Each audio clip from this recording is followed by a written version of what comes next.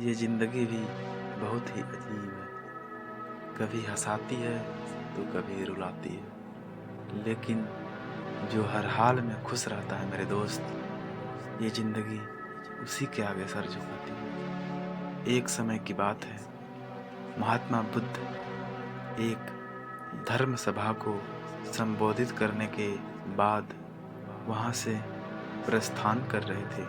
तभी एक व्यक्ति आया। वह बहुत ही दुखी था।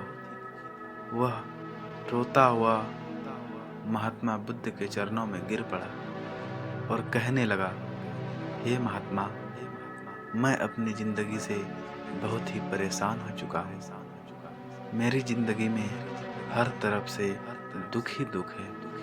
कृपया मुझे कुछ उपाय बताइए जिससे कि मैं इस दुख भरा समय से बाहर निकल सकूं। महात्मा बुद्ध ने उस व्यक्ति को अपने पास बिठाया और बोले, तुम व्यर्थ ही चिंता कर रहे हो वत्स। सुख और दुख ये हमेशा नहीं रहते।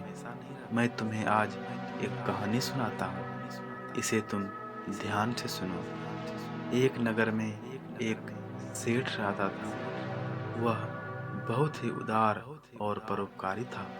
उसके दरवाजे पर जो भी आता था वह खाली हाथ नहीं लौटता था और वह सेठ दिल खोल कर हर जरूरतमंद का मदद करता था। एक दिन उसके यहाँ एक आदमी आया। उसके हाथ में एक पर्चा था जिसे वह बेचना चाहता था। उस पर्चे पर लिखा था, सदा ना रहे। इस पर्चे को भला कौन खरीदता, लेकिन उस सेठ ने उसे तत्काल खरीद लिया और अपनी पगड़ी के एक छोर में बांध लिया। नगर के कुछ लोग सेठ से ईर्ष्या करते थे। उन्होंने एक दिन राजा के पास जाकर उसकी शिकायत कर दी, जिससे राजा ने सेठ को पकड़कर जेल में डलवा दिया। जेल में काफी दिन निकल गए। सेठ बहुत ही दुखी था। क्या करे उसकी समझ में कुछ नहीं आ रहा था। एक दिन अकस्मात ही सेठ की हाथ उस पगड़ी के गांठ पर पड़ा। उन्होंने गांठ से पर्चा निकाला और उसे पढ़ा। पढ़ते ही उसकी आंखें खुल गई। उसने मन ही मन कहा, अरे तो इसमें दुख की क्या बात है। जब सुख का दिन सदा ना रहा तो दुख का भी दिन सदा ना रहेंगे। इस विचार के आते ही वह सेठ जोर से हंसने लगा और बहुत देर तक हंसता रहा। जब चौकीदार ने उसकी हंसी सुनी तो उसे लगा कि सेठ दुख के मारे पागल हो चुका है। उसने राजा को खबर दी। राजा आया और उसने सेठ से पूछा, क्या बात है।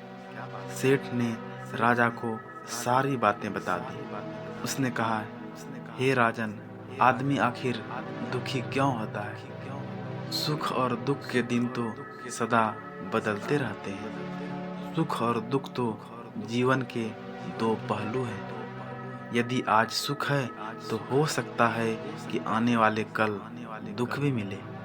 यह सुनते ही राजा को बोध हो गया। उसने सेठ को जेल से निकालकर उसे उनका घर भिजवा दिया। सेठ आनंद से रहने लगा, क्योंकि उसे ज्ञात हो चुका था कि सुख के साथ साथ दुख के दिन भी सदा नहीं रहते हैं। महात्मा बुद्ध के मुख से यह कथा सुनने के बाद उस व्यक्ति के मन का बोझ हल्का हो गया। उसने महात्मा बुद्ध का आशीर्वाद लिया और अपने घर की ओर चल पड़ा। तो दोस्तों, हमें इस कहानी से ये सीख मिलती है कि हमें किसी भी परिस्थिति में घबराना नहीं चाहिए, बल्कि हमें हर परिस्थिति का सामना करना चाहिए।